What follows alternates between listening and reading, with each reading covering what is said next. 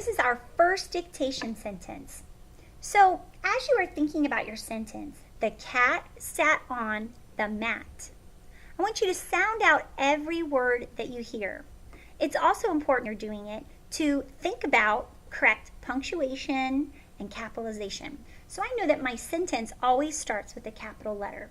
And I also know the word the is a sight word that I've seen a lot in the stories I've been looking at and the sentences I've been writing.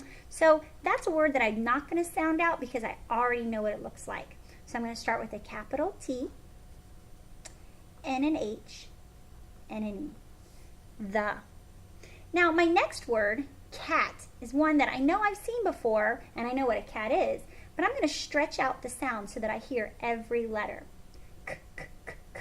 Could be a C or it could be a K, but I'm pretty sure when I've seen it, it has a C on it.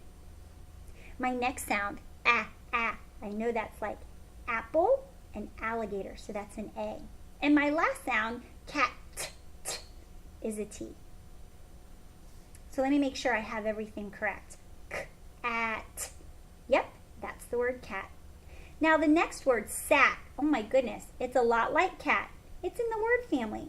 The only difference is the beginning sound, at, because the ending sound has the same letters.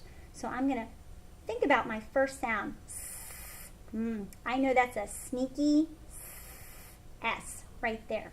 Notice that I'm putting a space between each one of my words. Sometimes it helps to draw a little space like that so that I remember to break my words apart. So remember, sat, whoop, has that same ending sound because they're in a word family. So I'm going to go ahead and write the A and the T. Put another space. The cat sat on. Again, that's a word. That is one that I remember from looking at in books. It's a sight word, but I can also stretch it out, like octopus. There's my O. And my last sound, on,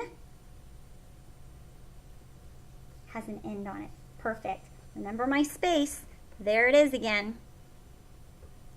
Now I'm thinking about my next word, the. Wait a second. Didn't I already write that? I sure did. So in case I sometimes forget, it's already in my sentence, so I can just write it again. But notice the difference between my T's, because this was my beginning of the sentence. This is a word in the middle of my sentence, so it doesn't need a capital letter. Now I'm at the end of my piece of paper here, so I don't really need to draw a space because I know I don't have enough room to write another word. But I'm going to go ahead and do that because it's a good practice for me to get in to remember to space. Sometimes you're at the end of the paper and you think, oh, I can squeeze just one more word in. But to make it easier for the reader to read it, you always want to make sure you have a good space between your words. So I'm going to come back over to the side of my paper and think about the word mat.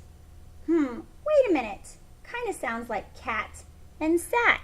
More word families. So let's think about that first sound.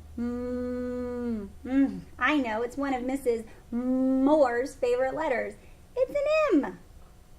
Write my M there.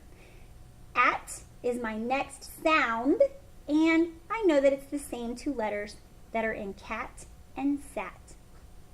So there's my word mat. Now, looking at my sentence, I'm not going to draw another space because I'm finished.